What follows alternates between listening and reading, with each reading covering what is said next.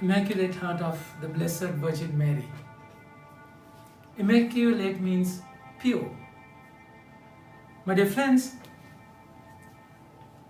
the God-man relationship in the salvation history was denoted in many ways. One of the strong relationship that he brought forth is the marital union. God became the husband, we became his wife. And the bridegroom and the bride. So Israelites they were spoken as if they were the bride and God the bridegroom. And God wanted their people to be with him. And God, after exile, after punishment, we read the first reading from the Trito Isaiah, the third book of Isaiah. After they coming to the promised land, they become, the instructions were given as a promise, as with all the promises of God. So they were like a bride, veiled, decorated, and with all the new clothes, bridal garments. And God accepted them with a new heart. It happened after the punishment, after the process of purification. They became unfaithful and went away from God. And after that exile, after that purification, they were brought back as a bride, as a bridegroom and a bride. The relationship was so strong. So today, Mary becomes that bride. Literally, she becomes that bride of God. She became the mother of God. Holy Spirit became the spouse, and she bore the Son of God. So with that, she became that bride, and God became the bridegroom. And she is the replica. She's the example for us in the relationship with God. So she was conceived with the Son of God. And then before conception, there has to be that love of God, love of the husband. And her heart was so full of that love. She fell in love with him. But the word, she owned that word completely. With that love only she trusted. Love and trust are so intertwined, interconnected. In that love only she trusted God so strongly that he owned that word in her heart. Love is always in the heart. And with that ownership, with that faith, that word became flesh in her womb. So the first business is with the heart. Without trusting, without loving in her heart, she won't be able to have that conception. So today we speak about her heart, immaculate heart, a pure heart. My dear friends, purity, salvation history, purity is always with pain.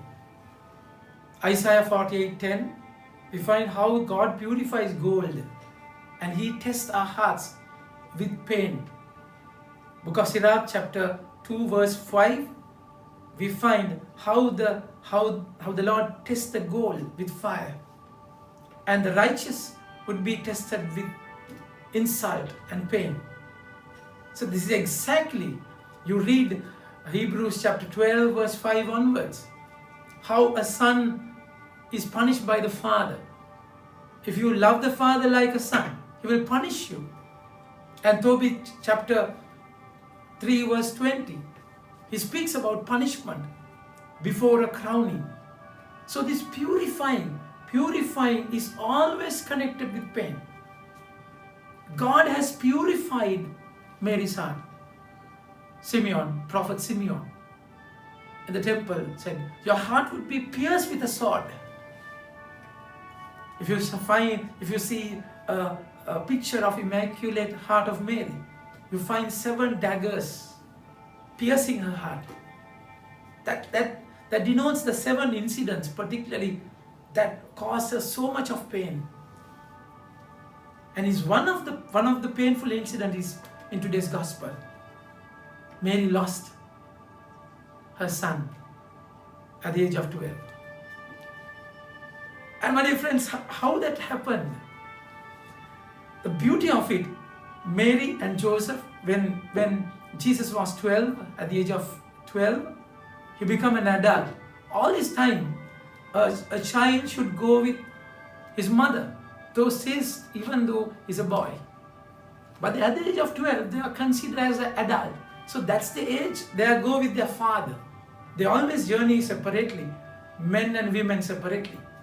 So after a day's journey, so all these years, every year, they went to Jerusalem for Passover. Jesus, as a child, went with mother. This time, he should go with his father.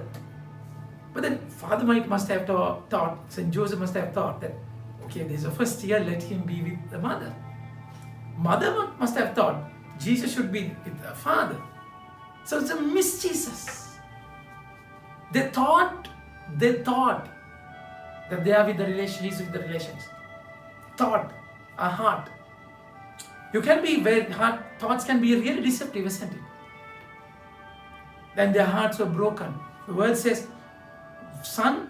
his parents were very surprised when they saw him, and his mother said to him, son, why have you done this to us? Your father and I were very worried while searching for you. Their hearts were broken because they lost Jesus. This is not the only place that Mary's heart was broken. The time people said he's not in his proper senses. People said he's doing these miracles with the power of Beelzebul. And he was on the cross. He was in the journey to Calvary. Mary met her own son. And on the cross he died. The dead body was kept on Mary's lap. All these things really pierced her heart. That is the secret of the purity. To be immaculate, you have to go through pain.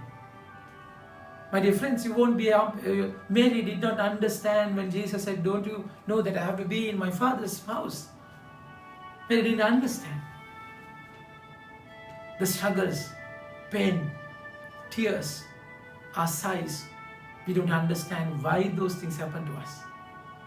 But then beautifully the word says, as for his mother, she kept all these things in her heart. She pondered in her heart without a word. We are in a world with a lot of noises. We shout, we argue, we retort. We want reasons. We want things to be cleared. That's how we fight with ourselves, with each other, with God. But Mary's heart pondered them all. Pondered what? The other reason for her heart to be pure. She pondered Jesus' words. What he said. Jesus' word is like a fire. It purifies your heart. Jesus' word is like a sword, double-edged sword. We test your thoughts. Immaculate heart is purified with pain and is full of God's promises. That heart is full of love, my dear friends. Think about it. Have a nice day. May God bless you.